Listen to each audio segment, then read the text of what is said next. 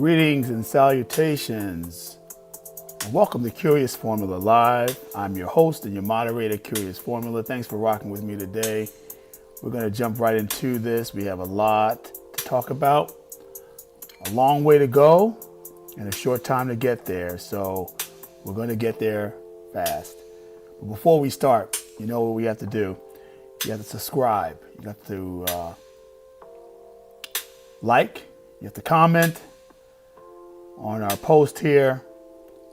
Let us know you're rocking with us, and I appreciate you, but we want to get our numbers up. We're building this as we fly, and your participation helps to move the discussion and the debate along the way.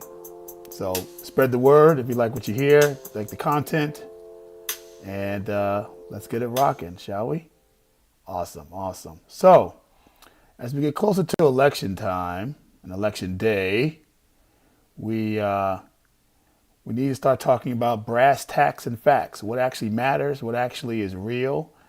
As I tell you all the time, there's a industry that is based and predicated upon likes and viewership to get all kinds of advertising dollars and to make money. We don't do that here. I mean, I would love to make a lot of money with our content, but we don't do that here because at the end of the day, we're about bringing you the truth.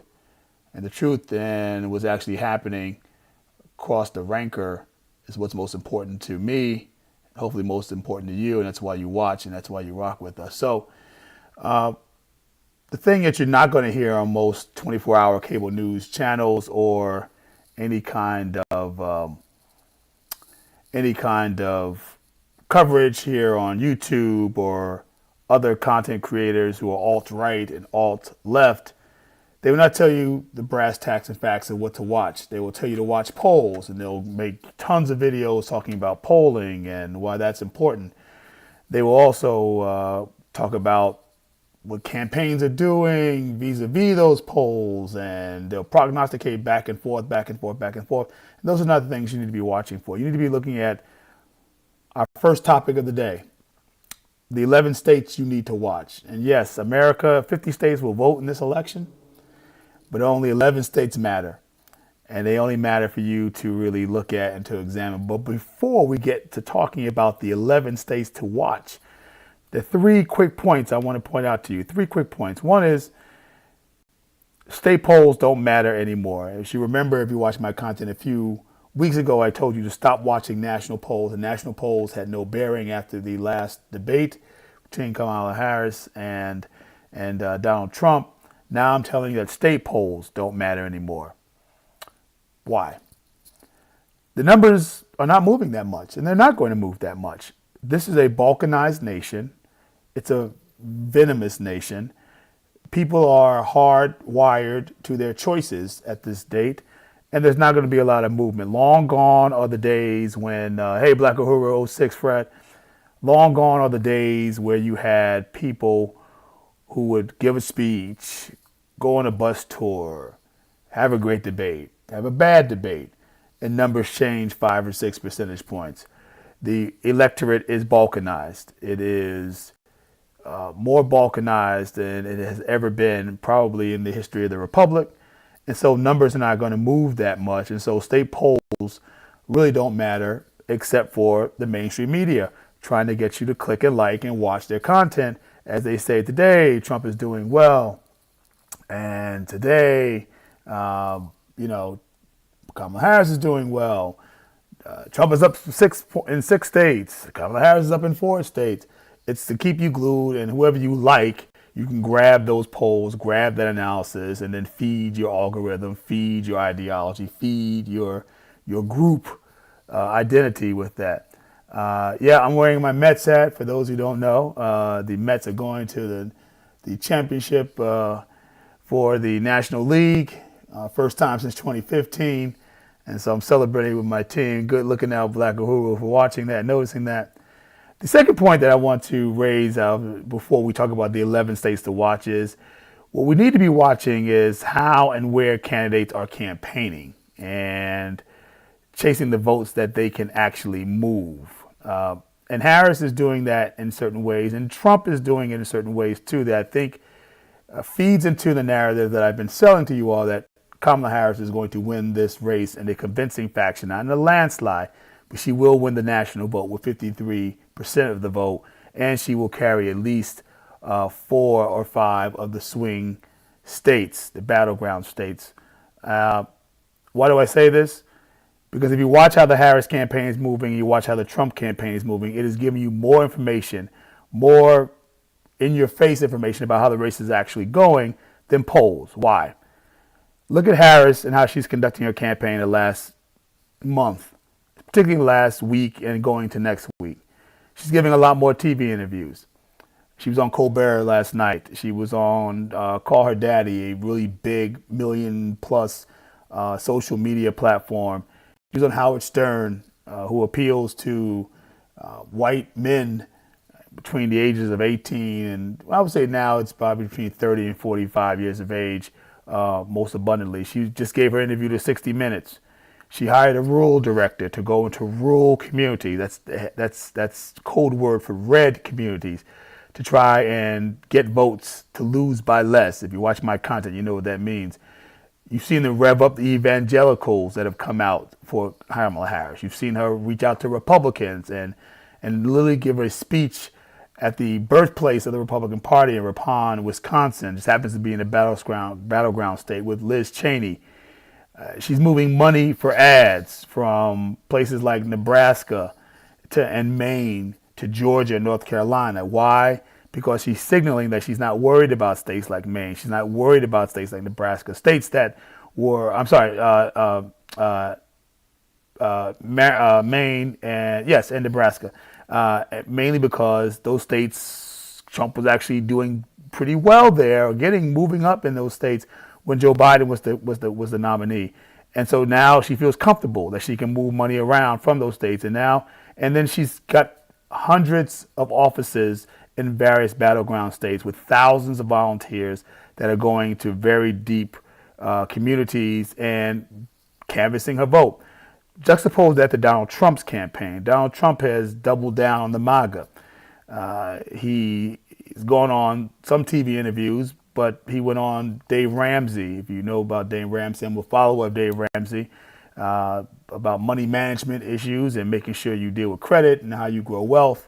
And I'm a follower of his, just not a follower of his politically, but he is a known Trump supporter. He is a known Republican, and so that is just, what you call it, easy territory for him to navigate on. He gave a speech in Coachella in California, not because it's the battleground state, but because Donald Trump wants to brag, hopefully, that, see, my rallies are bigger than Coachella. He's been woefully misleading Americans about FEMA, so much so that Republican governors have refuted him publicly about it, and he's been calling Harris dumb and not real and criticizing her left and right, wanting to see the transcripts from the 60-minute interviews. He has established not canvassing teams in battleground states. He's convened voter ID teams, which means, as I said in previous content, means he's not fighting to win on November 5th. He's fighting to win on November 6th through the courts and through public grievance and revolts and rebellion and rallies and the like. Trump has also paid Turning Point USA to do his get out the vote effort through an app, which has made Republican folks in battleground states uncomfortable. And Turning Point USA, led by Charlie Kirk, has used this as a grifting tool, as he has with a number of things that they've done in Trump campaigns in 2016 and 2020, and now in 2024. Charlie Kirk's mother-in-law happens to be on the board of the firm that actually developed the GOTV app that they're now telling state organizations within the Republican Party to adopt. And his attacks are all over the place and getting crazier by the day. One campaign, the Harris campaign, is targeting, looking where they can get votes, because it is a tight campaign. So every 10 votes here, 20 votes here, 1,000 votes here, 500 votes here is going to be the difference. And Donald Trump is giving rallies in Coachella, double downing, triple downing, quadruple downing on outreach to his MAGA base. His tactic is the opposite of Harris's tactic. Her tactic is to try to get inroads and avenues and ways to get to 50%. Donald Trump is counting on MAGA and a huge unprecedented turnout to save him. But as we've talked about here, Donald Trump can't win with just MAGA votes. And those signs they have at his rally that say 47 is where he's going to tap out in terms of his ability to get the vote. Indeed, as I've said for over a year now, and I'm the only commentator that said this, Donald Trump cannot win on November 5th if he does not win independents like he did in 2016. It's why Republicans have lost midterms in 2018. It's why he lost the presidency in 2020. And it's why the red wave never materialized in 2022. It's because Republicans lost independents and Donald Trump is not winning them in this cycle, and it will doom his campaign. The third thing you got to look at, and we'll go into the 11 states to watch right after this, is you have to look at where early voting absentee requests are largest and new registrants. Now, the Harris campaign, as we have our initial reports about how early voting is going, urban areas are huge. In the state of Michigan, for example, Detroit accounts for 26% of the statewide early voting that has already occurred. That is huge. That is actually bigger than the 2020 numbers when you count the fact that they were COVID numbers. So COVID was not the problem. These are greater numbers than any other presidential race that has happened before. And she's winning record levels with college-educated voters. That's a new poll that came out. Remember I said you got to look inside the poll, around the polls, through the polls? Polling has showed that Kamala Harris is leading by 26% over Donald Trump with college-educated voters. That's better than Obama did. That's better than Biden did. She's setting records with that. And the new registrants. There are literally places around the country where Democrats are out registering 3-1, 5-1 against Republicans. Those are things the polls don't pick up. And if we look at the numbers of people who are voting early, those folks are included in that number. Now, what's the Trump campaign doing? They requested the GOP to vote early. You know, the GOP messed up in 2020 by not telling Republicans to vote early in early voting or use absentee ballots, and they paid for it at the polling booths, at the voting booths. Well, the GOP has made a clear effort to go out and get those voters, their base, to come out and vote early, to use absentee and the like, and they're not doing it. They're not responding, which may again point to enthusiasm. So those are the 3 points you need to look at before we start talking about the states that you need to watch. And again, if you watch those 3 points, you'll know more about the state of the race than any poll that MSNBC is putting out, or News Nation, or Newsmax, or Fox Entertainment, or any other of the major mainstream channels. So the first state we did look at is Michigan. Why Michigan? Well, recent polling shows that Harris is up by between 1 and 3 percentage points. Early voting, as I mentioned before, in Detroit is doing very well. Michigan is a bellwether state. It's a state that Republicans have been trying to win, honestly, since 2012, when Mitt Romney, who is a Michigander, got that right, came from that state and was looking to upset Barack Obama for the presidency in 2012. He was saying, I can win Michigan. My father was a former governor in Michigan. I grew up in Michigan. It's my childhood home. And you did see the Ronald Reagan Republicans and Ronald Reagan Democrats kind of, souring on the Obama race, but it never materialized in Michigan. And but in 2016, Donald Trump was successful in that state, but by tens of thousands of votes. I think that the early voting here numbers show that Michigan is an important bellwether state, but I also think it leans Harris mainly because of the union vote there. And I think that a large turnout in terms of the urban communities, which is being apparent by looking at the Detroit numbers, is going to win that state for her. Then we have Wisconsin as our second state. Most polls show it's tied there.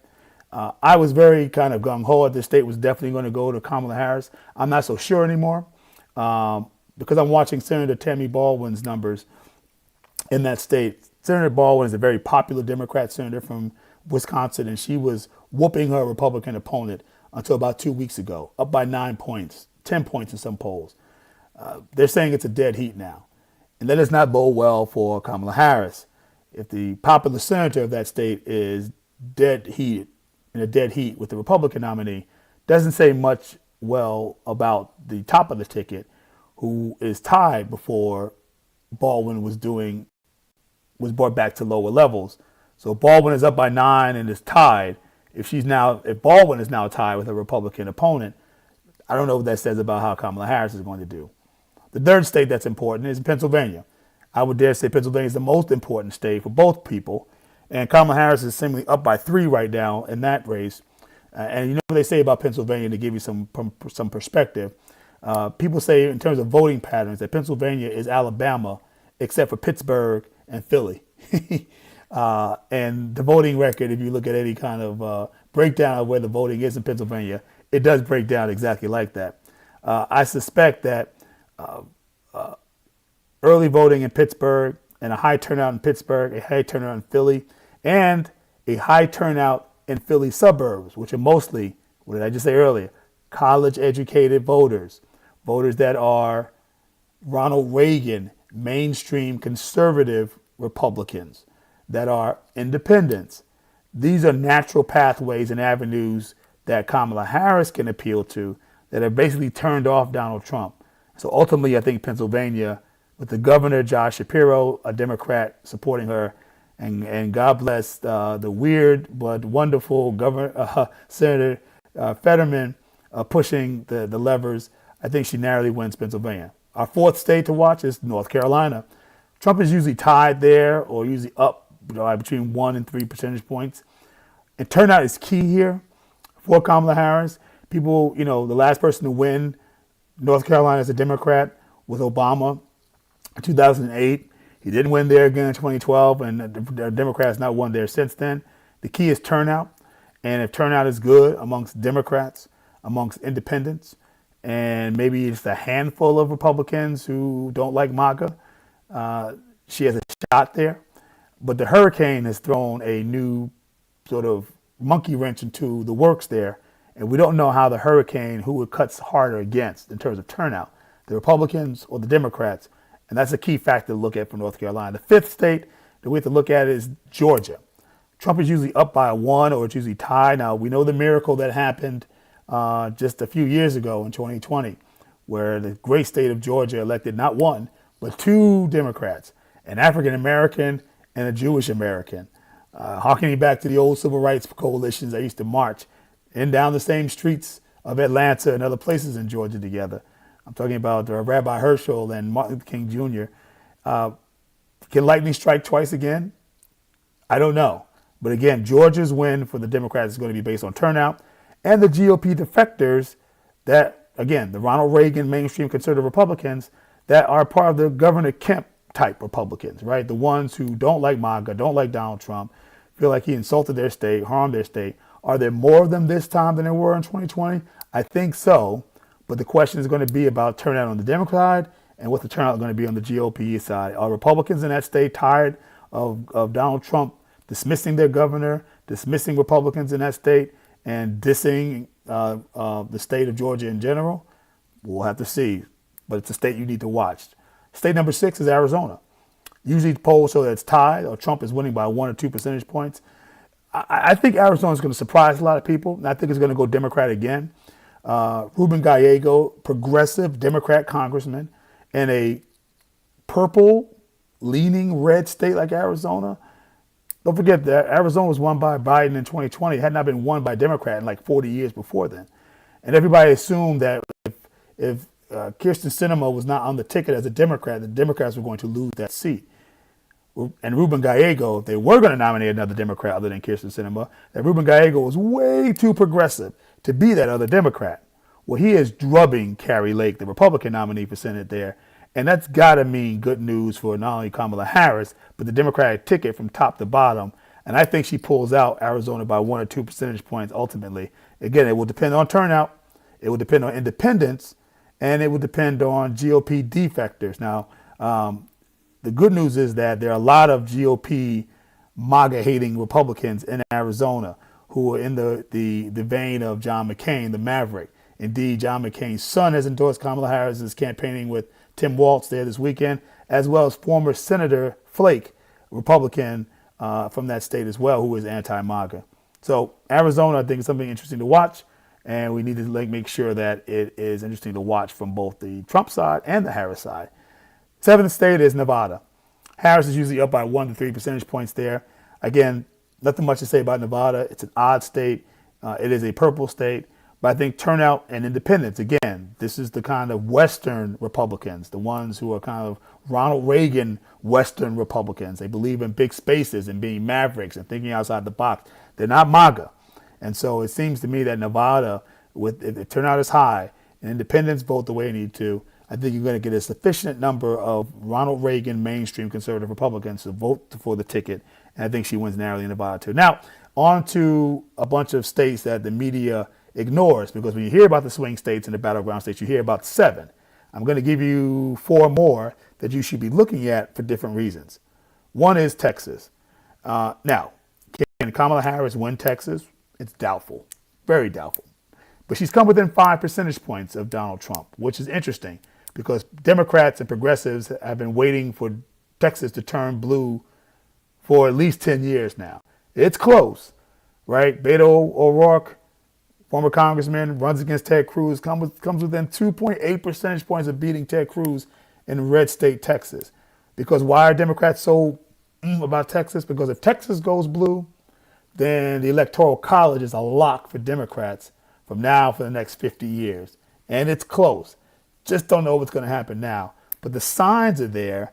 When you look at Congressman Colin Allred, who's challenging Ted Cruz, and in many polls is tied or up by 1. Something that has never happened, or at least has not happened in decades. And I'm talking 40, 50 years. Maybe since the days of Lloyd Benson. Remember that name. Harris is within 5 percentage points. And I don't think that you should look at that state because you think Kamala Harris can win Texas. You're looking at it because Texas and how well she does there is a bellwether for the mood of the nation to vote for somebody like her. It'll give us interesting ways to look at the prism of what the nation is thinking as we follow what the race is happening like in Texas, and particularly if Colin Allred continues to poll as well as he's been polling against Ted Cruz. The 9th state to look at is Florida. Do I think Kamala Harris can win Florida? No, I do not. Sorry, Black Uhuru, I know you're a Florida boy. But I do think that, again, in much the same way as Texas, it's another bellwether for the national mood. Why? Because in a red state run by DeSantis with an iron hand, and after he just won re-election by a huge margin over Charlie Crist, it's interesting that she is within 5 percentage points of Donald Trump, even in red Florida. And then you have to look at the race of Debbie McCarcel, I always pronounce the name wrong, McCarcel Powell, who's running against Rick Scott for the Senate seat. That race is essentially tied as well. And like the same way all red is tied with Cruz. Then we all remember the villages, the senior citizen places where are enthusiastically supporting Kamala Harris. These places were enthusiastically supporting Donald Trump in 2020 and in 2016. There's something happening in Florida. Now, is it enough to win the state for Kamala Harris? I don't know. Is it enough to win the state, a Senate seat for the Democrats? Don't know. But the fact that it's this close, within 5 percentage points, this late, it's a bellwether and a measurement tool to look at the national mood for Kamala Harris. If she keeps it close in Texas and Florida, within 5 to 4 percentage points, that means she's going to do well in most of the other battleground states. And it will make sure you understand how I say Kamala Harris gets to 53%. The 10th state that you need to look at is New Mexico. It's a mirror of Nevada in many ways. Harris is up, but look to see if Trump closes the gap here to examine his momentum. So in the same way Florida and Texas, are bellwethers of national mood towards the Harris candidacy that we don't have to look at polls to get a feel for. New Mexico, because Donald Trump was within 7 points in New Mexico. And so if he starts closing the gap, if he starts moving in traditional Democratic state, New Mexico can be considered a blue state, I think, or at least a dark purple state leaning towards the blue, then that gives you an idea of a bellwether about the national mood about Donald Trump. And we only have 3 weeks to look at it, so look at those numbers there. If they're closing for Donald Trump, if he's gaining on Harris, that says something about the national mood about him as well. And the last state I think we need to look at is Nebraska. And Nebraska is an interesting state because it has one electoral vote. I know people were like, why are you picking Nebraska? And I said, well, it's because it's one electoral vote. Now, it was very close. If the battleground states split fairly evenly, the fact that Nebraska as a state has something called proportional voting, meaning that if you win a congressional district, they only have 3 congressional districts in the state of Nebraska. But if you win one, you get an electoral vote. It literally is an electoral vote for every congressional district in Nebraska. That's 3. And so if Donald Trump wins 2 and she wins 1, she gets 1 electoral vote, Donald Trump gets 2. And the reason why that state's important is because I told you before all the brouhaha happened there, because Obama snagged 1 electoral vote, I think for the first time in the modern era, and Joe Biden was able to do it in 2020. And in a close race, people see 1 electoral vote, that might be the difference. Senator Lindsey Graham from South Carolina was in that state trying to get the state GOP to change their state law regarding proportionate voting, and he was unsuccessful in order to do that. But it shows the importance of that 1 electoral vote. And there are signs all around that 1 congressional district that have white backgrounds and blue circles. So it's going to be interesting to see if Kamala Harris can keep her momentum going up and win that congressional district. Again, another symbol about the bellwether of the national move towards her campaign. So that's what I think. Tell me what you think going forward. Lakahu, I see you have your thumbs down. You don't think Florida's going to move in that way towards the Democrats? Well, we're going to see. So our second topic tonight is, can Democrats be Christians? Can Democrats be Christians? We're going to talk about this today, but I want you to listen to this first before we get into it. So let's listen up.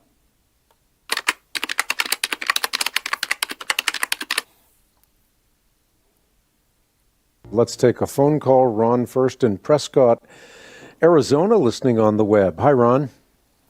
Good afternoon, Hank. I'm listening on the internet, WHDN. Well, thank you. Can a spirit-led believer be a Democrat, since the Democratic Party supports the homosexual agenda and the murder of unborn babies? Well, I think it's becoming increasingly hard to be a member of either party, to be real candid with you, because both parties, and in fact, even beyond the 2 parties, there's a capitulation to the culture. And so my statement would be that as a Christian, you have to weigh all of the issues, not only those flashpoint issues that are transcendently important to me and you, but other issues as well. For example, religious freedom issues. Because the real hope is that we as Christians can become a leavening force in the culture, do what we have been abdicating, which is to make our voices heard. Because one of the things I would point out, Ron, is that we think about the ballot box all too much as though it is a sufficient role. It's necessary, but it's insufficient. The despotism of militant egalitarianism, of radical individualism, of multiculturalism, and the isms could go on, political correctness and religious pluralism. They're not magically redeemed by political victories. You think back to the Reagan administration, even then, liberalism continued to hold sway in education, in entertainment, and in the environmental industry.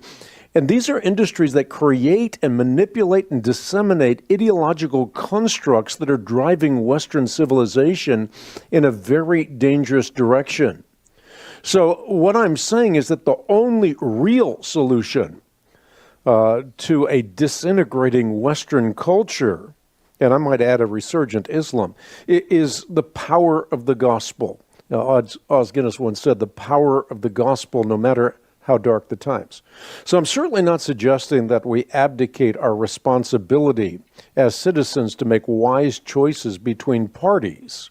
We ought to do that, and we ought to do that with the Christian worldview as the template by which we make right judgments. But ultimately, we have to recognize our own responsibility to be change agents through what we do, what we say, and of course, how we vote.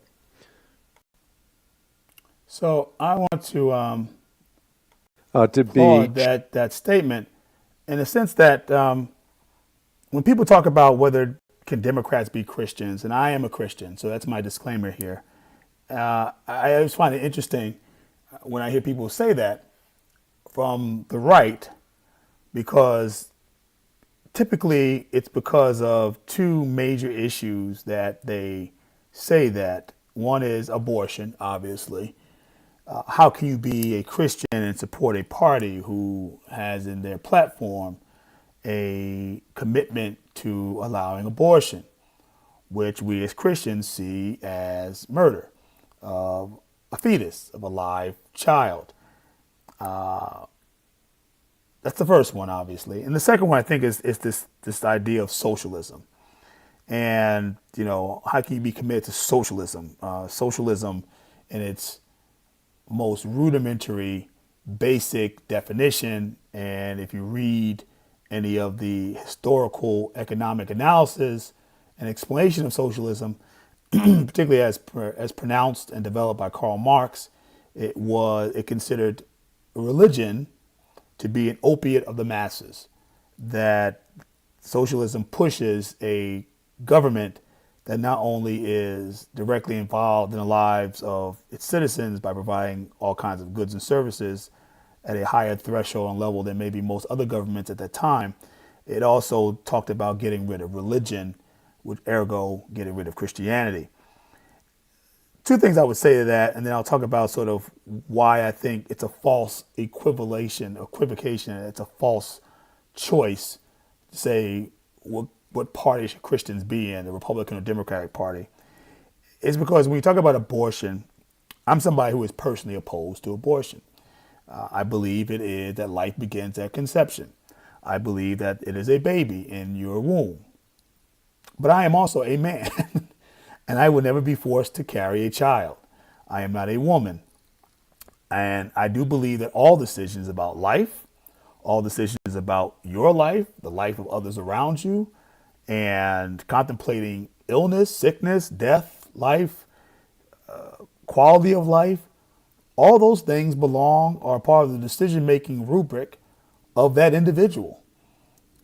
And sometimes their family, and sometimes their physician, in prayer and guidance with their God. Because ultimately, we all have free will. And ultimately, we all have the right to do what we think is right and be guided by moral compasses and other things in our life. And that is not something one man, more particularly a government, should be deciding for anybody. In the same way that I am against capital punishment and don't believe that the state has the right to kill anybody, no matter how heinous the crime, that is a justice for God to decide. And in terms of socialism, again, socialism, in terms of how it was developed, is not in America. We have democratic socialism, government programs, but we are clearly an established republic with a representative democracy as our government and an economic system that is capitalism. We do not have a socialist government, and any socialist programs are on top of the foundation that is capitalism, much like Europe. We have Medicare, we have Medicaid, we have government doing more by way of, we have the ACA, healthcare, we have all those types of things to help people. But it doesn't change the economic system that we have, and it never will, because all those programs are based on the economic system that we have. It's a misunderstanding and misinterpretation of what socialism actually is. But I think when you talk about sort of how you should look at these issues, it's not by party. That's very narrow and myopic. It's really doing what the speaker is saying on this phone call. He said you have to weigh all the issues. You have to look at the totality of the circumstances. And my pastor, shout out to my pastor, Reverend Doctor Matthew Watley, pastor of my church, Kingdom Fellowship AME Church in Calverton, Maryland, gave a speech recently to a mixed community of white and black members of the clergy, and he said simply that his difference, the things he thinks are different between the two parties are thus. He says Republicans prioritize individual/personal sin, but ignore institutional and systematically driven and created sin. While the Democrats prioritize institutional and systematic sin, but ignore individual and personal sin. And I think that is the difference when you look at it. It's not onerous. It's not, some kind of nefarious difference. It's just that when Christian Democrats like myself think about what's a Christian moral ethic to live by, we think about government doing more, society doing more for the least of these. We think about the Sermon on the Mount and the Beatitudes. We think about the moral code of the Good Samaritan. We think about the moral code of Jesus washing the feet of his disciples. We think about it in terms of society owes a debt to be better and to take care of the least of these, and that not to do so is a greater sin than anything else. But Christian Democrats do indeed look the other way when it comes to abortion. You do hear Democrats who are Christians say, well, life does not begin at conception, right? And that you hear things like fetus talking about what's inside and growing in there, not to talk of a baby.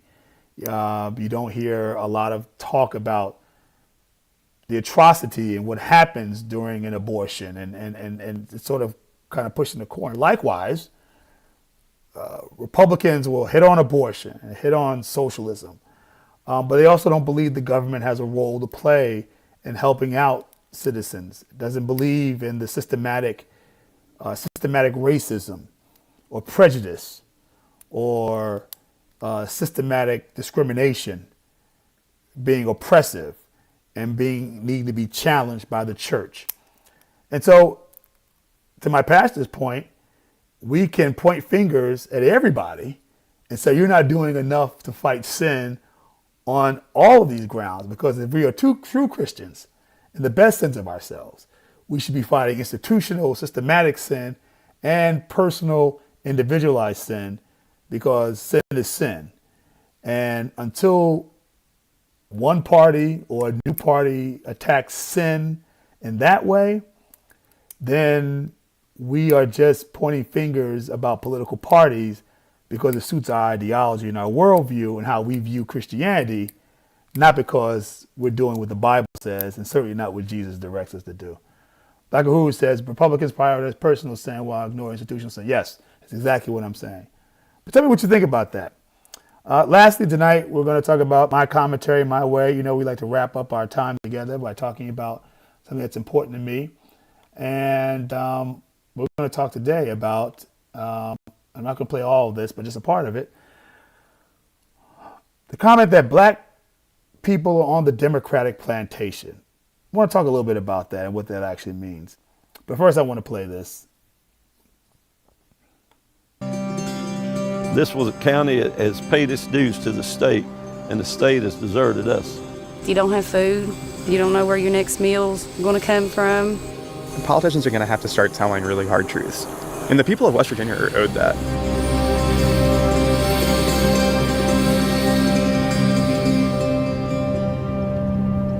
McDowell County, West Virginia isn't a typical stop on the campaign trail. This isn't a bellwether county, and it's not in a battleground state. But I've come here because it has a unique status in 2016. During the primaries, a higher percentage of people here voted for Donald Trump than anywhere else in America. It's also the poorest county in one of the poorest states in the country. See, I live in that apartment building across the street.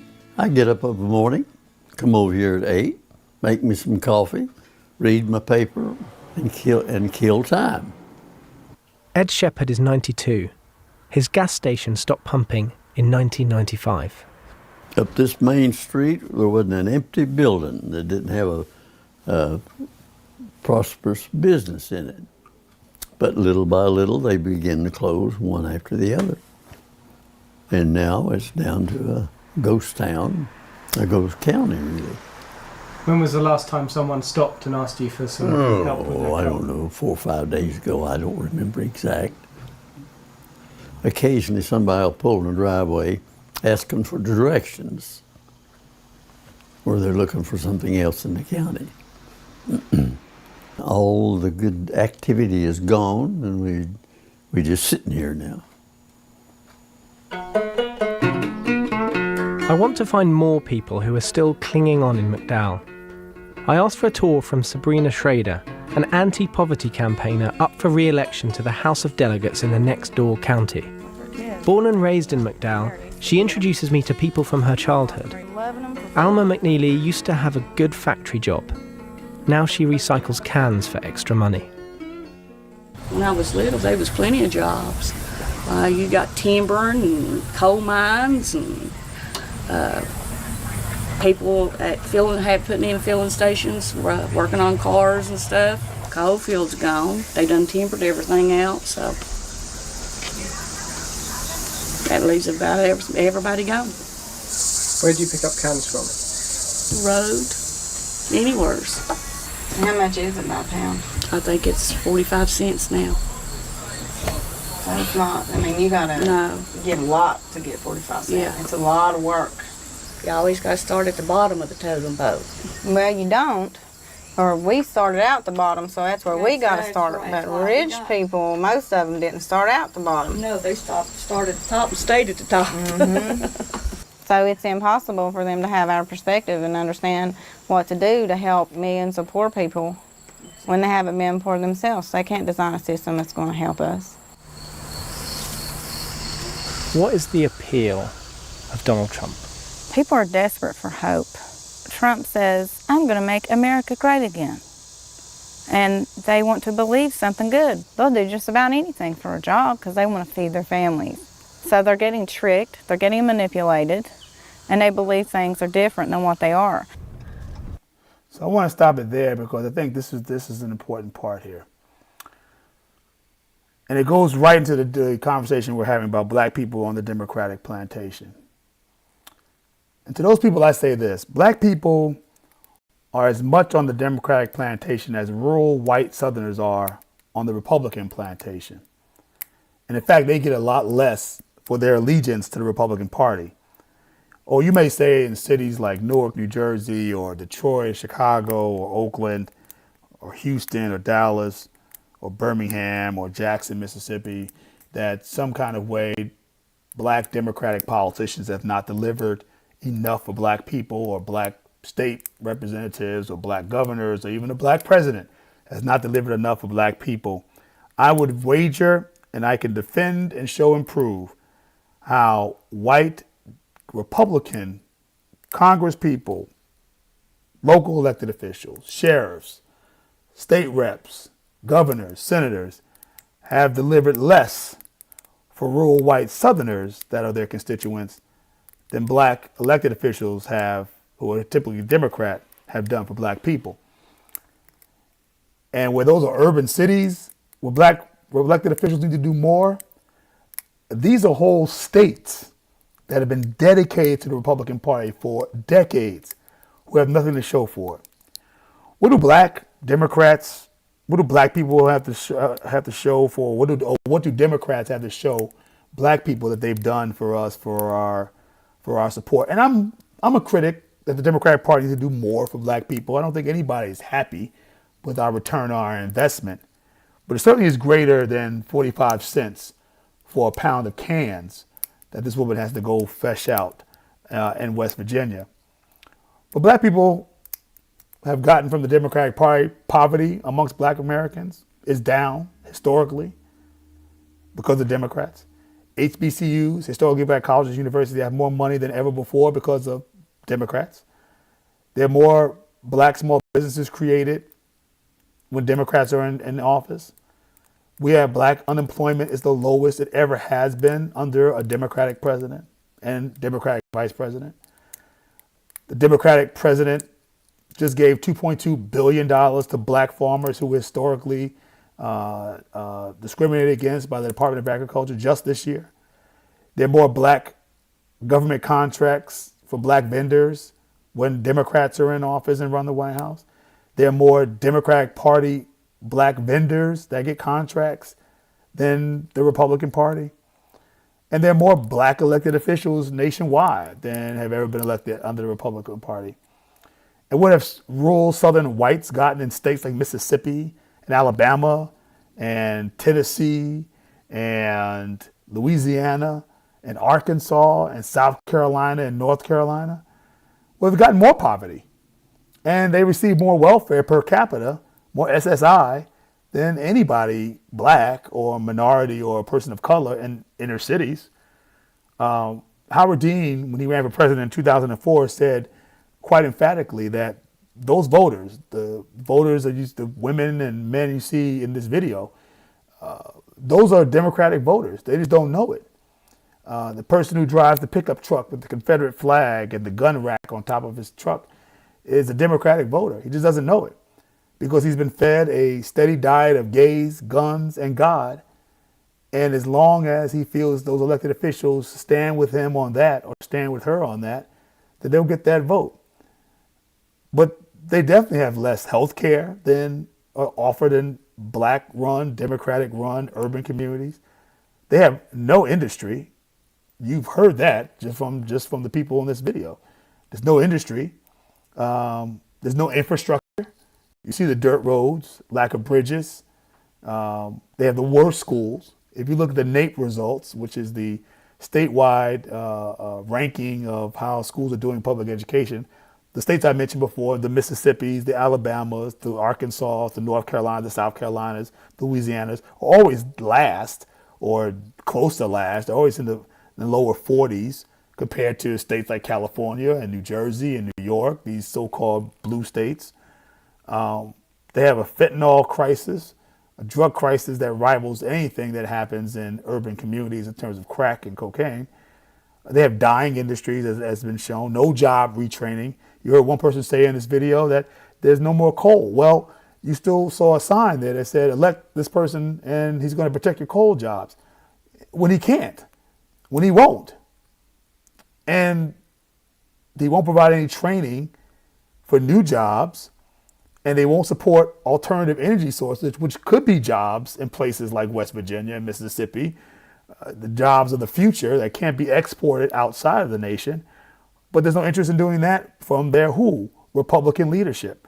There's no child care of any sort, no dental care, no eye care, no new jobs beyond a few blue collar jobs here and there, but that you can't really raise a family on and don't make it out to rural parts of that country. So I guess in short, what I'm just trying to say is it's interesting to me when I hear black people, Trump supporters, MAGA supporters, who love to just say, you know, you've been on the Democratic plantation so long, what have you gotten for it? Without looking at the alternative, which are Republicans. And they run entire states for decades. And rural white people, well-meaning, good Americans, have been duped and gotten far less from their Republican leadership than black people have gotten from their Democratic leadership. And before you trade out on the Democrats, you better have someplace else to go that's going to deliver more results for you, better results for you, than what you're leaving behind. Because the grass is always greener on the other side until you get there and you're picking up cans off the corner and off the street to make 45 cents a day. But that's just what I think. Tell me what you think. Subscribe, like, and comment below. Please make sure you go to my YouTube channel, Curious_Formula. Subscribe, like, and comment there. We have a lot of videos that we do there every day. Thanks for rocking with your boy. Black Uhuru, thanks for rocking with me. Thanks to other people who were on here who were quiet, didn't want to say who they were. We thank you for rocking with us. And as always, I like to say stay curious and remember, think. It ain't illegal yet. And I'm out. Peace.